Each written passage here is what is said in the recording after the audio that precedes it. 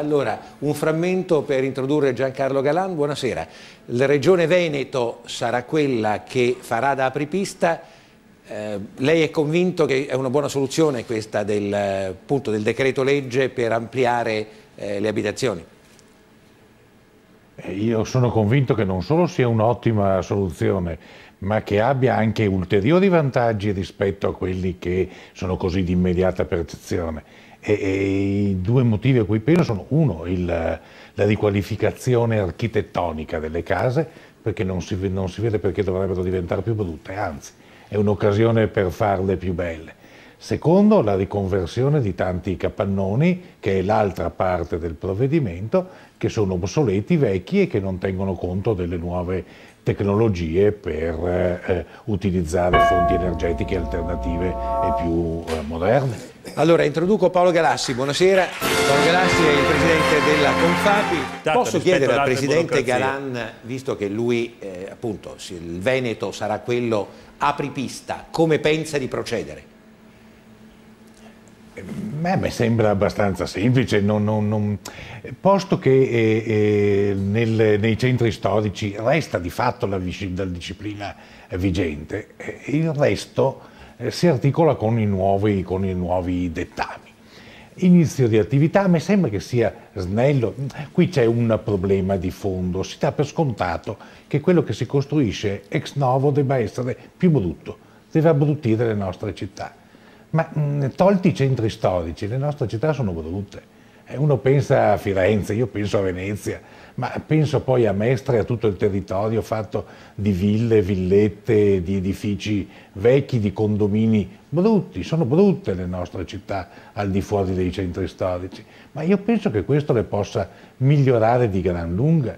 Quanto alla burocrazia, è indubitabile che, tolti i centri storici, ripeto, e tolta l'opportunità o meno del silenzio assenso o di un termine perentorio per una risposta, che resta tutto come prima per tutte le altre case, centinaia di migliaia nel Veneto e penso in giro per tutta l'Italia, sia un'agevolazione e un risparmio di tempo straordinario.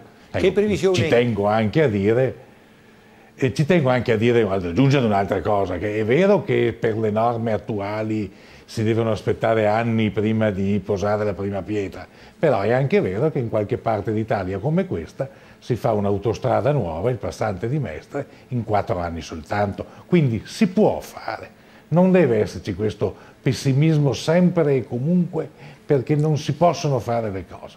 No, se si vuole si può fare, e se poi c'è qualche legge dello Stato come questa che ci aiuta, si può fare anche prima. Lei diceva a proposito delle opportunità io parlavo economiche. Dell'impatto, per esempio, che ha avuto una norma abbastanza trascurata all'inizio, che è stata fatta da alcune regioni, poi si è diffusa in tutte le altre regioni, proprio sul recupero dei sottotetti. Una cosa banale che ha messo in moto un'economia molto molto consistente, duratura e diffusa. Poi volevo dire un'altra cosa relativamente alla questione un po' istituzionale, questo senso dello Stato, eccetera.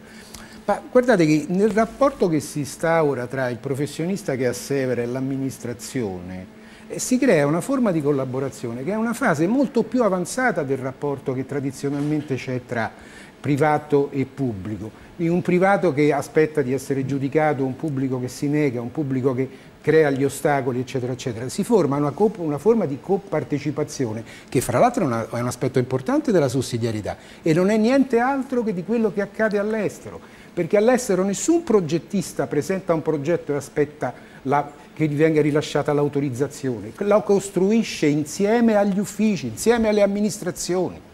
Vediamo, allora, andiamo avanti con i nostri disegnini, presi, ripeto, dal Sole 24 Ore. Allora, qui invece mi pare di capire che la sopraelevazione è laterale. Sì, questi sono gli shed di una fabbrica, e quindi c'è un aumento di volumetria che taglia nel capannone industriale. Ecco. Presidente Galan, il Veneto è una delle zone più industrializzate d'Italia. Pensa che verrà molto utilizzata questa opportunità di ampliare i capannoni? Spero proprio di sì, anche perché quel capannone spero che si faccia qualcosa di più bello di quello che c'è in quel disegno. Spero soprattutto, è la cosa che mi interessa di più, perché dico spero, perché la cosa importante è che si va verso nuove tecnologie. Parliamoci con chiarezza, sono tutti capannoni vecchi, molti non a norma, non certamente in linea con le nuove costruzioni, con i nuovi dettami dell'Unione Europea. Quindi c'è la possibilità di abbatterli, ricostruirli e utilizzare le nuove tecnologie e soprattutto le fonti energetiche alternative o rinnovabili. Ma è strumentale un disegno simile. Un provvedimento formidabile.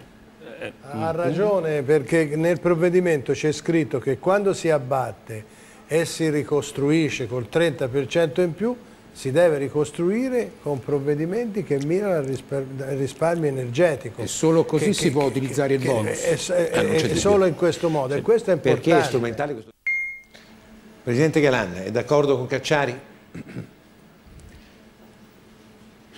Sì, sono d'accordo con Cacciari, perché come sempre non è ideologico. Devo dire che anche il sindaco di Vicenza ha avuto lo stesso atteggiamento di disponibilità, di interesse per questa legge.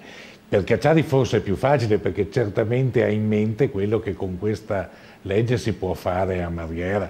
Pensi quanti capannoni orrendi, quante caseggiati spaventosi ci sono, e possiamo per davvero ricostruirli meglio, più belli.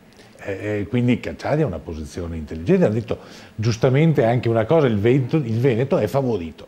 Oggettivamente la costruzione di piccole città, di tante case in campagna, villette unifamiliari o bifamiliari, favorisce l'applicazione della legge e quindi favorisce la rinascita di un Veneto più bello.